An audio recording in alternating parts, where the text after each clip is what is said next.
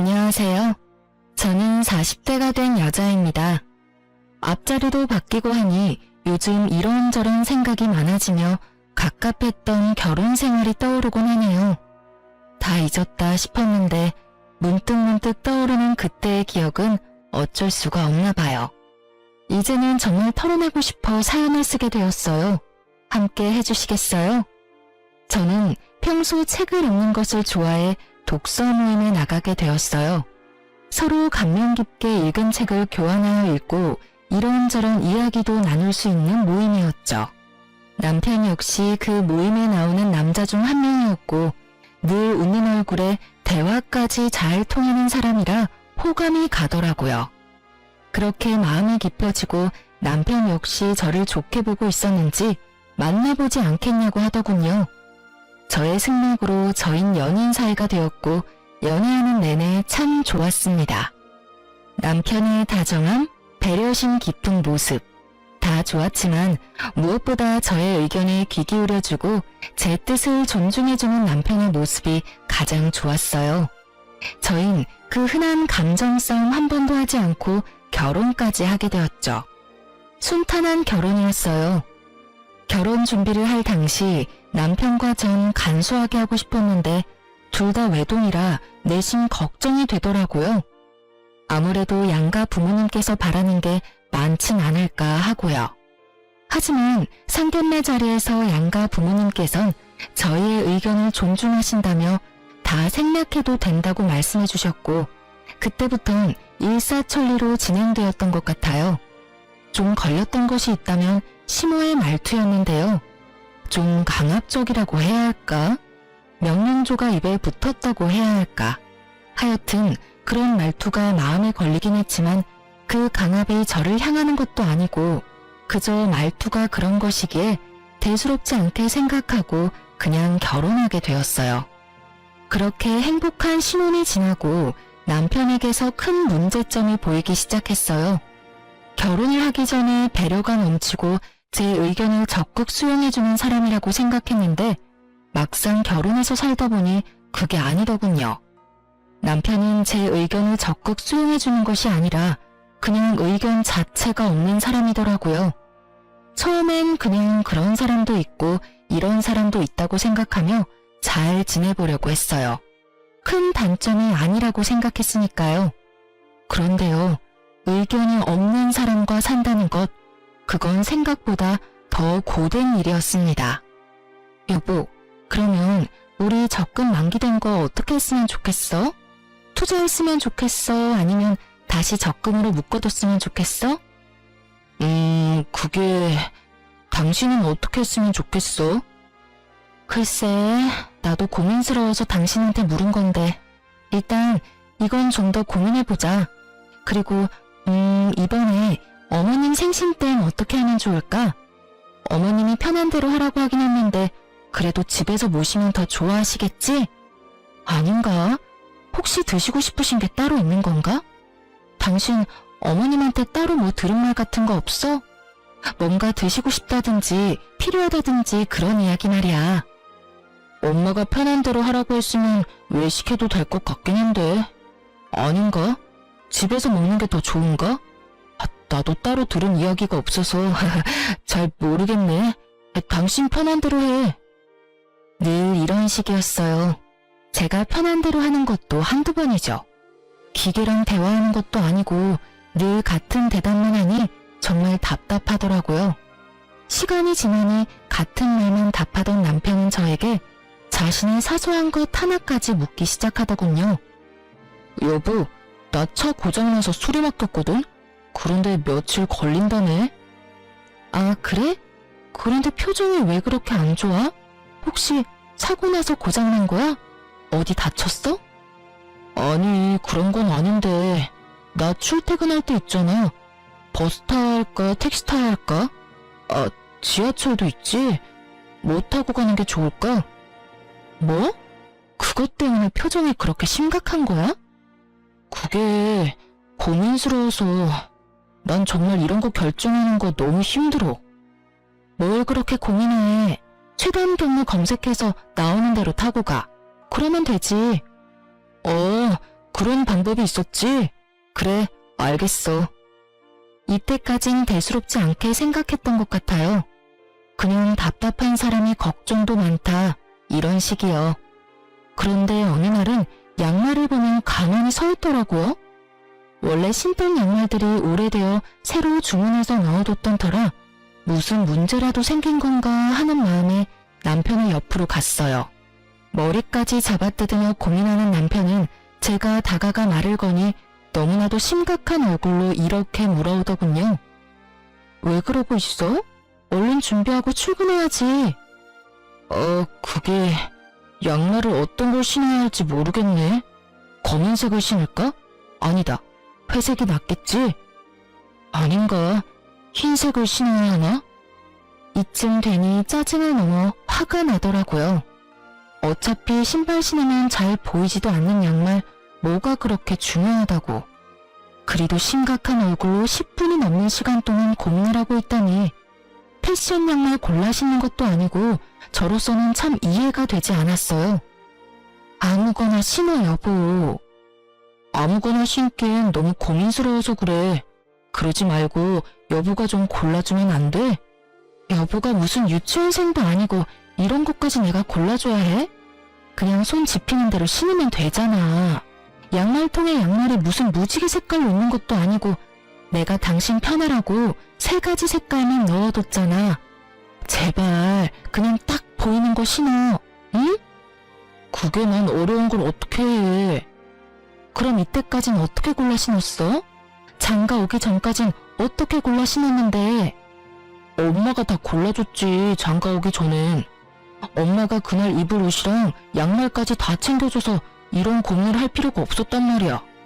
엄마는 하나부터 10까지 알아서 다 해줬는데 당신은 왜 안 해줘? 뭐? 지금 양말 안 골라주는 내가 이상하다는 거야? 이상하다는 것까진 아닌데 좀 도와줬으면 좋겠다 이 말이지. 엄마가 알아서 다 챙겨줄 땐 편했는데. 엄마한테 골라달라고 하면 되겠다. 왜 그 생각을 못했지? 이러면서 시모에게 영상통화를 거는데 정말 이건 아니다 싶더군요. 더 황당한 건 그런 상황을 시모는 자연스럽게 받아들이고 진지하게 양말을 골라주고 있다는 점이었어요. 아니, 검은색, 회색, 흰색에서 고를 게 뭐 있다고 고르나요? 그것도 그렇게 진지하게요. 거기에다가 한두 살 먹은 어린애도 아니고 득달같이 영통까지 걸어 물어보는 남편이나 그걸 또 자연스럽게 골라주고 있는 시모나. 뭐 하는 짓인지 모르겠더라고요. 제가 황당함에 얼이 빠진 사이 전화를 끊은 남편은 뭐가 그리 신이 나는지 웃고 있었고 그런 남편의 모습이 더욱 이해되지 않았어요. 아니 여보, 지금이 몇 시인 줄은 알아? 7시 조금 넘었어. 당신 생각이 있어 없어? 꼭 이 아침부터 전화해서 그런 걸 물어야 해? 그럼 어떻게 해? 당신은 골라주지도 않고 짜증만 냈잖아. 나도 당신한테 묻는 거 짜증나고 스트레스 받는다고. 그래서 앞으로도 이렇게 어머님한테 전화해서 묻겠다는 말이야? 응. 왜 진작 이 생각을 못했나 모르겠어. 결혼하기 전에도 엄마 말대로 해서 편했고 손해본 적도 없었어. 세상 우리 엄마 정말 대단하다. 그렇지? 난 여보가 새삼 대단해. 당신이 마마보이야? 어떻게 하나부터 10까지 어머님한테 다 묻고 살겠다는 거야? 그것도 결혼까지 한 사람이. 당신은 한 집안의 가장이야. 알고는 있어? 마마보이라니. 당신 말이 좀 심한 거 아니야? 난 그저 고민하느라 흘려보내는 시간도 아깝고 거기에서 오는 스트레스도 싫을 뿐이야. 엄마한테 묻기만 하고 엄마가 시키는 대로만 하면 뭐든 다 좋아지는데 그게 왜 마마보이야? 이건 당연하고 합리적인 선택이라고 하는 거야. 알겠어? 앞으로는 당신 대신 엄마한테 물을 테니 그런 줄 알아. 사실 내가 엄마하고 상의해서 결정하면 당신이 더 편하고 좋은 거 아니야? 하여튼 나 출근해. 저녁에 봐. 이렇게 말한 남편은 시모와 5분의 통으로 결정된 검은색 양말을 신고 출근을 하더군요. 그제서야 알겠더군요. 남편은 지독한 결정장애도 문제이지만 그것보다 더 충격적인 문제는 심각한 마마보이라는 것을요. 한번 영상통화에 포문을 연 남편은 틈만 나면 시모에게 전화를 하기 시작하더라고요. 그저 양말이나 옷을 골라달라는 전화들이었으면 제가 이곳에 사연까지 쓸 일은 없었겠죠. 아니, 애초에 이혼까지 하진 않았을 겁니다. 남편은 저와 일어나는 크고 작은 일까지 의견을 묻는다는 명목하에 다 알리기 시작하더군요. 친정 아빠의 생신이라 당연히 참석해야 하는 자리에 사회가 가도 괜찮냐고 묻지를 않나. 친구 결혼식에 가려고 하는데 축의금은 얼마를 해야 하며 식사는 하고 올지 답례품을 챙겨올지도 묻더군요. 어떤 날은 저녁에 된장찌개를 먹을까 김치찌개를 먹을까로 고민하길래 답답해서 된장찌개를 끓였더니 글쎄 그것도 시모에게 전화로 보고를 하더라고요. 엄마, 오늘 난 김치찌개가 먹고 싶었거든? 그런데 집사람은 된장찌개를 끓였지 뭐야? 이럴 땐 어떻게 해야 해? 그럴 땐 김치찌개를 먹고 싶다고 하고 새로 끓여달라고 하면 돼. 먹고 싶은 건 먹고 살아야지. 들었지? 나 김치찌개 먹고 싶어. 다시 끓여줘. 제 심정이 어땠을지 상상이 되시나요? 정말 보글보글 끓고 있는 된장 뚝배기로 남편 휴대전화를 부숴버리고 싶은 심정이었어요.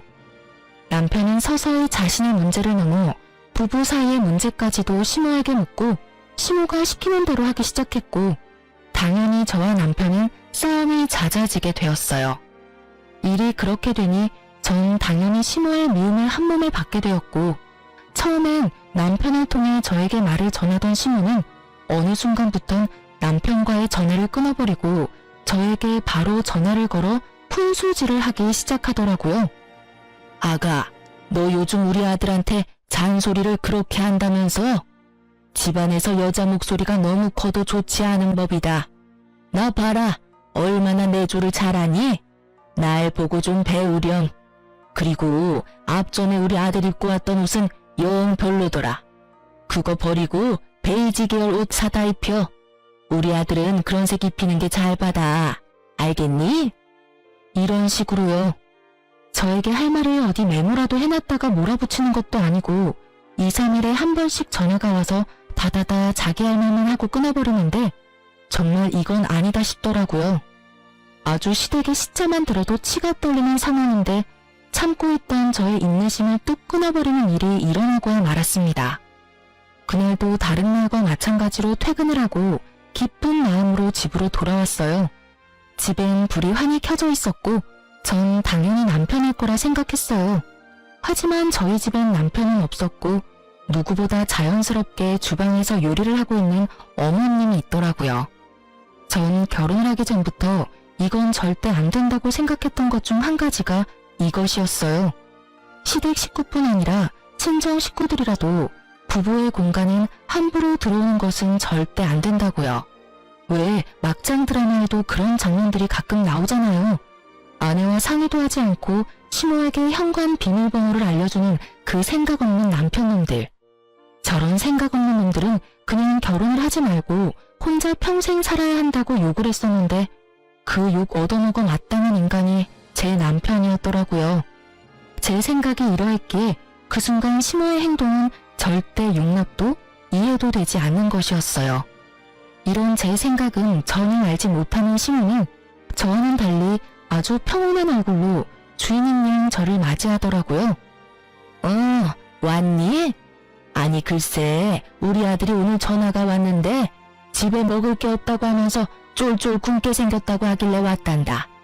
오랜만에 너도 보고 싶기도 하고 음식도 할 겸 해서 말이야. 쫄쫄 굶기는 개뿔. 저요 요리학원도 다녔었고 친정엄마에게 웬만한 건 다 배워와서 음식 꽤 하는 편이었어요. 거기에다 요리하는 것도 좋아해서 냉장고를 비우는 일도 없었고요. 그날도 전날 밤에 미리 재워둔 갈비부터 해서 밑반찬 3가지, 묵국까지 한 끼는 제대로 먹고도 남을 음식들이 있었는데 왜 그런 전화를 했는지 도무지 이해가 되지 않더라고요. 이쯤 되니 남편은 그냥 저를 괴롭히고 싶은가 하는 생각도 슬슬 올라오며 저의 화는 더욱 솟구치고 있었죠. 그렇지 않고서야 일을 이렇게까지 만들 리는 없을 테니까요. 냉장고에 오늘 먹을거리 다 만들어뒀는데 그이가 못 봤나 봐요. 그렇지 않아도 봤는데 우리 아들이 먹을 만한 게 없더라. 우리 아들은 그런 거 싫어해. 너 그러고 서 있지 말고 얼른 옷부터 갈아입고 와서 옆에서 좀 보고 배워. 내가 오늘 우리 아들은 어떻게 해야 좋아하는지 알려줄 테니까 말이야. 제가 미리 재워둔 갈비를 개눈 감추듯 먹고 그 양념에 밥까지 말아먹은 사람인데 그런 걸 싫어한다니요. 그리 잘 먹었던 것이 기억이 나 굳이 피곤한 몸을 이끌고 장보다가 손수 재워둔 것이었는데요. 그냥 시모가 오고 싶어 안달이나 아들 핑계를 대고 와서 주방을 점령한 것이 분명해 보이더라고요. 전 이대로는 안 되겠다 싶었고 일단 옷은 갈아입어야 했기에 방으로 들어와 옷을 갈아입으며 최대한 마음을 가라앉혔어요. 심호흡을 몇 번이나 했는지 몰라요. 아무리 이 상황이 황당하고 화가 난다고 해도 흥분을 한 채 어른에게 제 뜻을 전하고 싶지 않았으니까요. 그렇게 전 주방으로 향했고 여전히 바쁜 시모에게 최대한 정중하게 말을 했어요. 저 어머님 부탁이 있어요. 응? 부탁? 말해보렴. 앞으로는 저한테 먼저 연락하고 오시면 안 될까요? 그러면 제가 일찍 마치고 와 있을 수도 있잖아요. 오늘처럼 이렇게 아무도 없는 집에 들어와 있는 건 아무래도 제가 좀 그래요, 어머님. 부부 공간이기도 하고 집안 꼴이 엉망일 수도 있고요. 부탁 좀 드릴게요. 최대한 좋게 이야기했다고 생각했는데 시모는 그저 제 모든 것이 마음에 들지 않는다는 듯 들고 있던 국자까지 바닥에 내팽개치며 노발대발하기 시작하더군요. 뭐야? 내가 너 좋게 대해보려고 했는데 정말 안 되겠구나. 네가 뭔데 나한테 오라가라 하니? 여기 내 아들 집이야. 내 아들 집에 내가 오겠다는데 네가 뭔데? 제 집이기도 하니까요. 이 집 살 때 어머님 아들 돈만 들어간 거 아니고요. 제 돈도 반틈 들어갔으니 엄연히 따지면 저희 부부집이죠. 아, 그러니까 네 말은 그까짓 알량한 몇 푼 보탰으니 네 집이기도 하다. 이 말이지? 그래서 나보고 앞으로는 발길도 하지 말라. 이 말이 하고 싶은 게야? 아니요. 아예 오지 말란 말이 아니라 언제든 와도 상관없는데 연락은 주고 오면 좋겠다. 이 말이에요. 이렇게 집주인도 없는데 들어와서 이러고 계시는 거 제 입장에선 좀 곤란해요. 기분도 사실 좋진 않고요. 내가 기가 막혀서 아니 다 됐고 그래서 얼마 보탰니? 이 집 사는데 네가 보탠 돈이 얼마야? 그건 왜 물어보세요? 내가 그 돈 줄 테니 그 돈 받고 내가 앞으로 비밀번호를 누르고 이 집에 들어오든 배를 누르고 들어오든 아무 상관도 하지 말아라. 그깟 돈 얼마나 된다고? 네 집? 부부집이라고? 그게 어른한테 할 말이야? 그것도 시어머니한테? 정말 이 말을 듣는데 심장이 빨리 뛰기 시작하는 것이 느껴지더군요. 어른도 어른 나름이지. 더는 대접을 해줄 필요가 없다고 느낀 저는 그때부턴 참지 않고 시모에게 대응하기 시작했어요. 아니요, 그럴 필요까진 없고요. 제가 남편이 보탠 돈 돌려줄 테니 앞으론 이 집에 발길도 하지 마세요. 그렇게 되면 서로 얼굴 붉힐 일도 없고 좋을 것 같네요. 시모 입장에선 제 말이 심하다고 느껴질 수도 있다고 생각하기는 합니다. 하지만 애초에 처음부터 제가 나쁘게 말한 것도 아니었고 좋게 이야기했음에도 불구하고 말이 통하지 않으니 좋게 이야기할 필요가 없다는 생각이 들더라고요. 그리고 다툼이 생기더라도 이참에 확실히 해놓지 않으면 앞으로 살면서 계속 이 문제로 크고 작은 언쟁이 오갈 것이 분명했기에 좀 강하게 나갔던 것 같아요. 시모는 이런 상황은 예상도 하지 못했는지 표정이 확 바뀌기 시작하더니 그때부턴 마구잡이 폭언이 시작되더라고요. 이 미친 것이 뭐야? 뚫린 입으로 한다는 말이 뭐? 발길도 하지 말아달라고? 오냐오냐 했더니 이년이 시댁 무서운지 모르고 말짓거리지? 너 오늘 잘 걸렸다. 오늘 내가 너 그 썩어 빠진 정신머리 확 뜯어 고쳐주마. 꿇어. 얼른 무릎 꿇고 돈이 발휘될 때까지 빌어. 얼른. 제가 왜요? 제가 뭘 잘못해서 무릎까지 꿇어야 하나요? 전 절대 무릎 꿇을 생각도 손이 발휘될 때까지 빌 생각도 없어요. 아니, 애초에 잘못은 어머님이 하셨잖아요.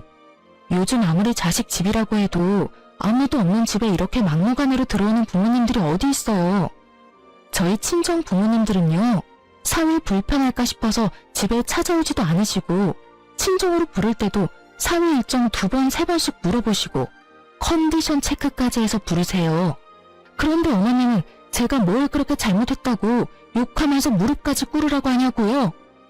기어코 저의 입에선 쌓인 말들이 쏟아져 나와버렸고, 제 말을 듣고 있던 시모는 사연엔 차마 쓰지 못할 욕을 하기 시작하더군요. 각종 동물의 새끼들이 난무하고 제 어깨를 손가락으로 밀치기까지 하는데 차마 상종 못할 인간이라는 생각이 딱 들더라고요. 그래서 전 대화가 시작되기 전 혹시 모를 상황에 대비해 녹음 중이던 휴대전화를 버젓이 시모의 얼굴에 내밀었어요. 그러니 또 시모가 노발대발하며 물어오더라고요. 너 지금 뭐하니? 설마 녹음하니? 네, 다 녹음하고 있어요. 혹시나 하는 상황이 오면 이런 것도 다 증거가 된다고 하더라고요. 그래서 미리미리 증거 확보하고 있어요. 사실 증거용으로 녹음한 것은 아니었고 남편에게 네가 오늘 나에겐 단 한마디 상의도 없이 시모에게 현관 비밀번호를 알려줘서 이런 상황까지 왔다는 것을 들려주려고 녹음한 것이었는데 이게 이런 식으로 쓰일 줄은 저도 미처 알지 못했네요. 하여튼 시모는 본인이 생각해도 말이 심해도 너무 심했다 싶었는지 이때부턴 말은 하지 않았고 말 대신 눈으로 욕을 하기 시작하더군요. 그러면서 본인이 만든 음식과 식탁 위에 올려져 있던 한약을 챙기며 이렇게 말하더라고요. 내 아들 먹이려고 한 음식 네 입에 들어가는 꼴은 못 보겠으니 다 챙겨가서 내 아들 먹이마.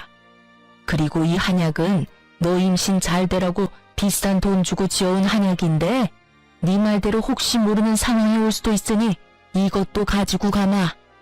네, 그렇게 하세요. 그리고 다음부턴 연락은 꼭 하고 오시고 빈집에는 들어오지 마세요. 못된 년 같으니라고 오라고 부탁을 해도 앞으로는 올 일 없을 것이다. 오늘 네가 나한테 어떻게 했는지 잊지 말렴. 내 기필코 네가 땅을 치고 후회하게 만들어줄 테니. 마지막까지 대화를 욕으로 마무리한 시모는 현관으로 향했고 그 순간 퇴근하고 돌아오는 남편과 마주하게 되었죠. 머리끝까지 화가 난 시모는 남편을 지나쳐 나가버렸고 남편은 심상치 않은 분위기를 감지했는지 집으로 들어오려던 발걸음을 돌려 그대로 시모를 따라가 버리더라고요. 기가 얼마나 막히는지 그저 코웃음만 나더군요. 전 이때부터 심각하게 이혼을 고민하게 되었어요. 사랑? 물론 남편을 사랑하긴 했었죠. 그러니 결혼까지 하게 되었던 거고 그때껏 모진 수모도 참아왔던 거고요.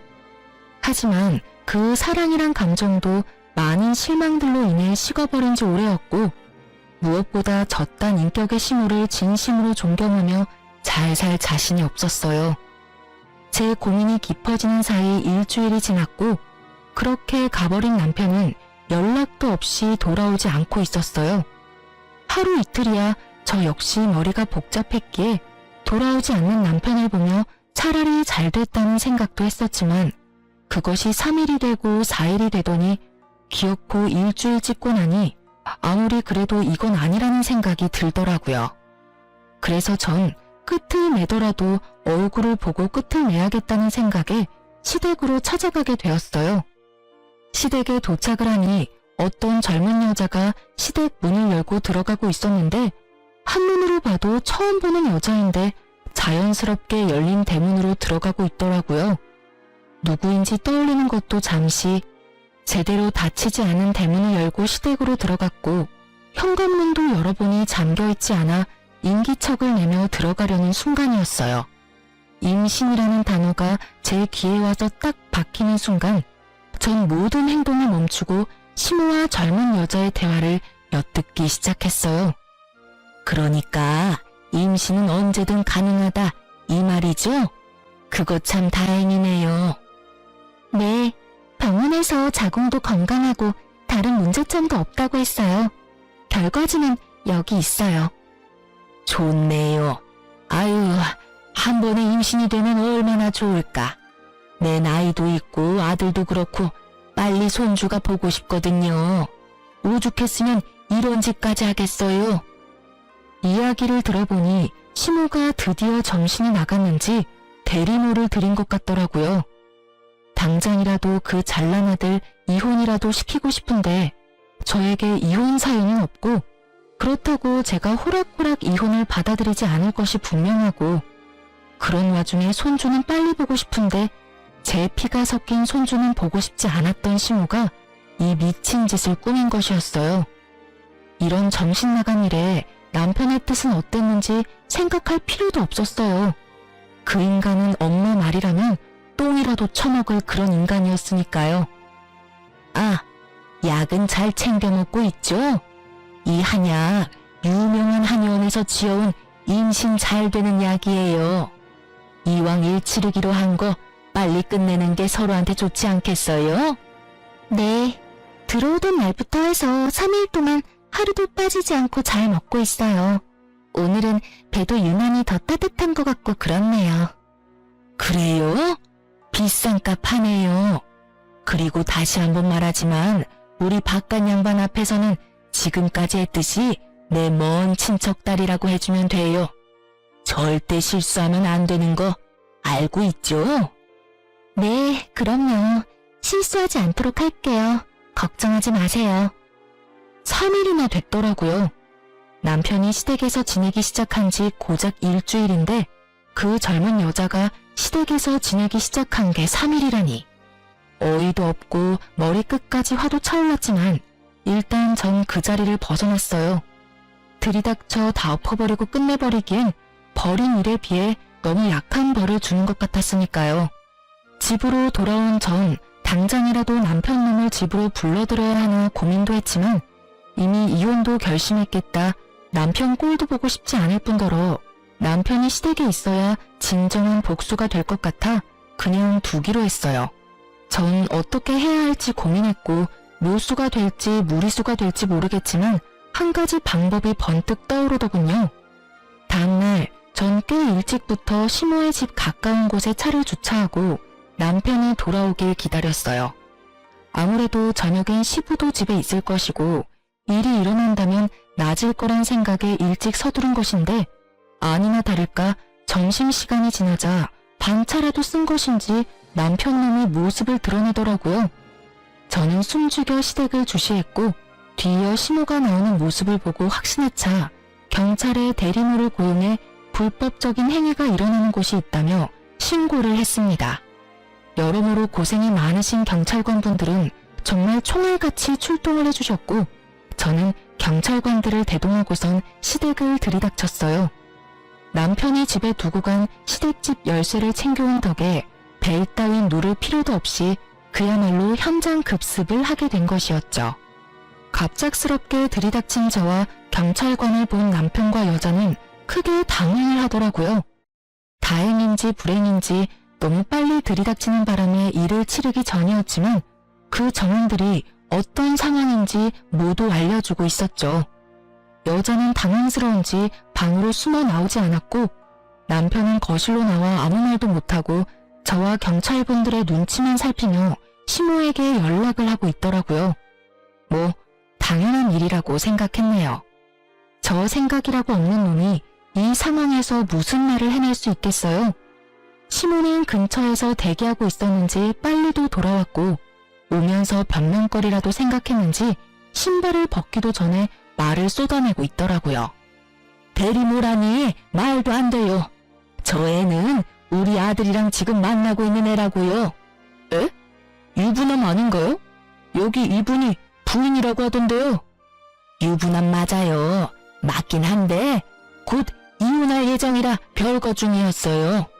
아무래도 며느리가 큰 오해를 하고 신고까지 한 모양인데 절대 그런 거 아니니 이만 돌아가 주세요. 이혼이라뇨? 전 이혼에 관해선 이야기 들은 적도 없는걸요.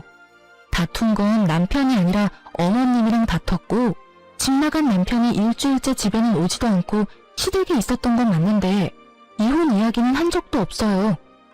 상반되는 주장에 경찰관은 이러지도 저러지도 못하는 상황이 되어버렸어요. 대리모 처벌을 받게 된다면 제일 좋은 상황이겠지만 찾아보니 불법적인 행위는 맞으나 그걸 증명하는 것이 몹시 어려울 뿐 아니라 현실적으로 힘들 수 있다는 걸 알고 있었기에 이쯤에서 경찰관들은 보내드리기로 했어요. 애초에 저의 계획은 이 모든 광경을 경찰분들이 함께 보고 들어 훗날 혹시 모르는 상황에 이와 같은 사유로 신고했다는 기록을 남기고 또 저의 증인이 되어주시면 좋겠다 하는 마음에서 신고를 한 것이었으니까요. 저의 계획대로 경찰관들은 언제든 도움이 필요하다면 연락을 달라며 연락처를 주고 가셨고 시모는 저에게 고래고래 소리를 지르기 시작하더군요. 이 미친년아, 이게 무슨 짓이야? 경찰에 신고를 해? 네가 제정신이야? 누가 누구한테 해야 할 말을 하고 있는지 어머님이야말로 제정신이세요? 도대체 무슨 생각이면 이딴 짓까지 할 수 있는지 그 정신세계가 다 궁금하네요. 비치지 않고서야 이딴 짓을 벌일 생각을 하세요? 이렇게 된 게 다 누구 탓인데? 다 너 때문이잖아. 이게 왜 제 탓이에요? 미쳐도 곱게 미쳐야지. 왜 엄한 사람 탓을 하세요? 네가 날 무시해서 이런 일이 일어난 거다.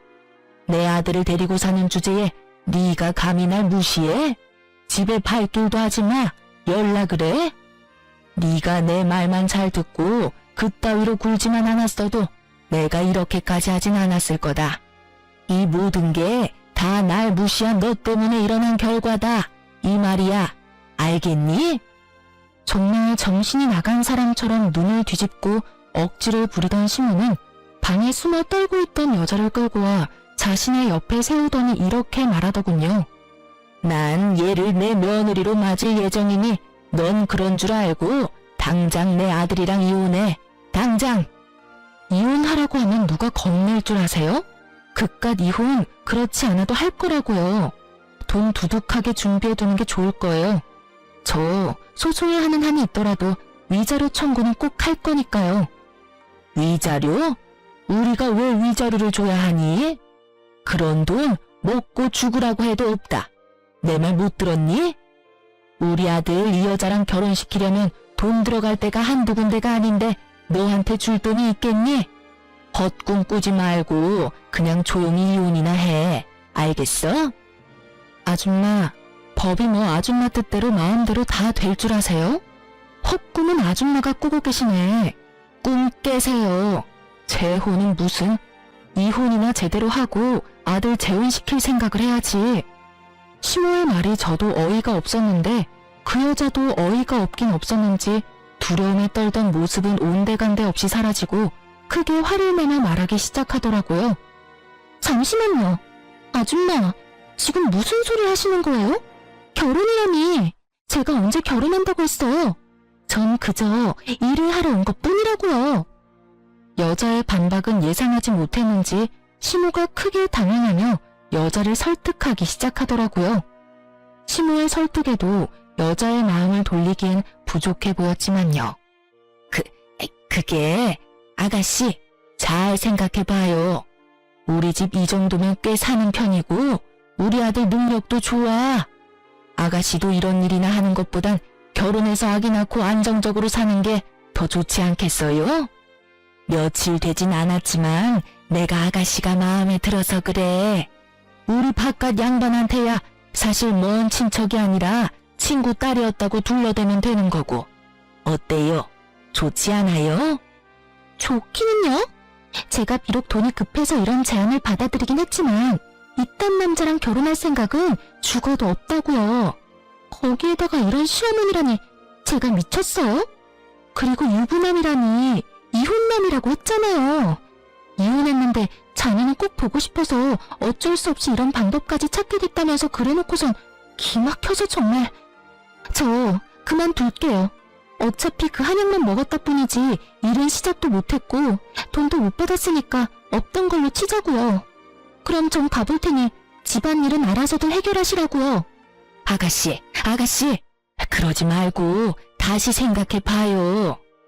몇 번을 생각해도 제 생각은 변하지 않으니 이것 좀 놓으시라고요.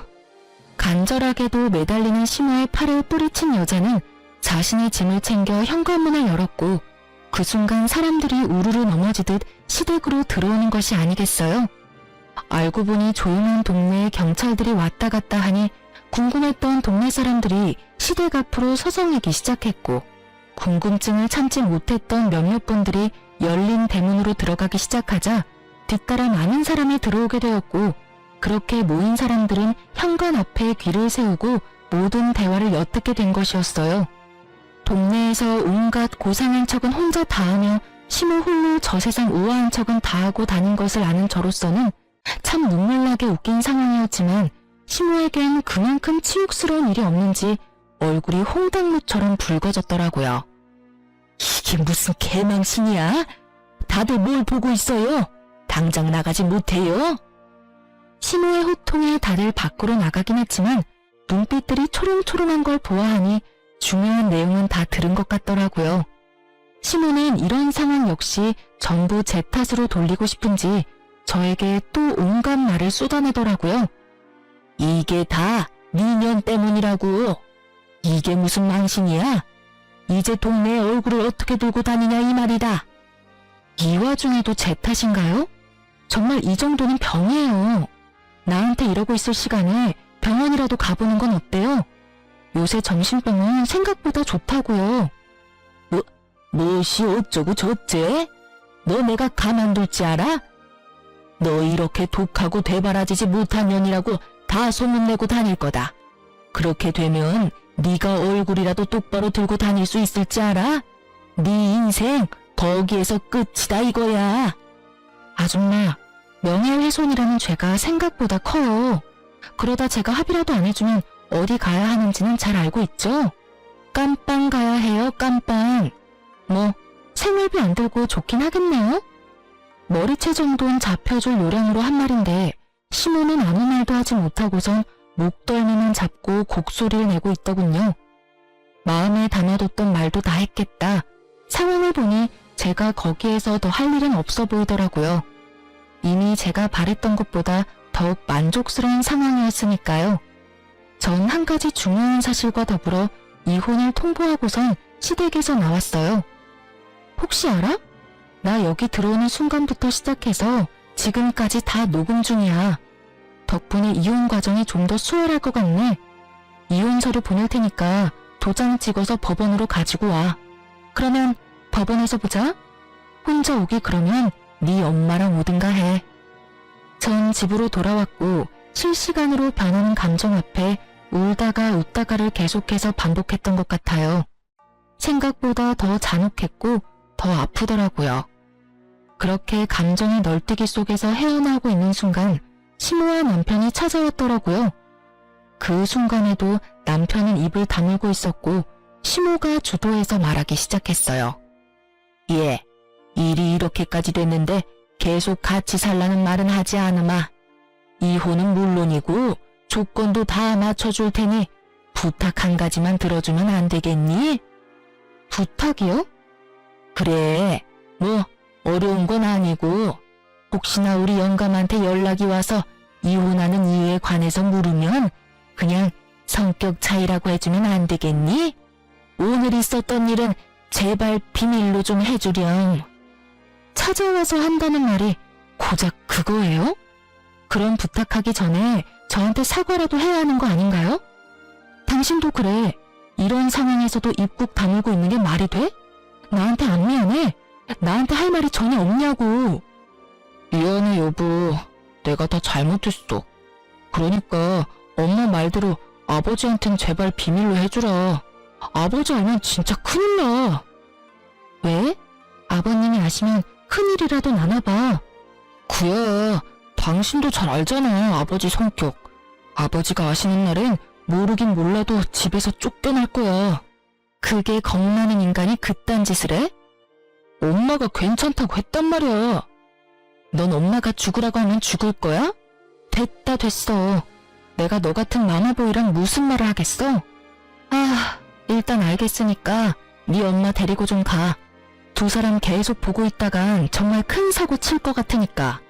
두 사람은 몇 번이나 정말이냐며 되묻더니 돌아가더라고요. 전 정말로 아버님에게 알릴 생각이 없었어요.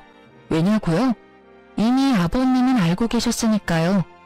제가 시댁에서 나오는데 실행력 하나는 끝내주는 동네분이 이미 아버님에게 전화를 걸어 모든 사실을 알리고 있더라고요.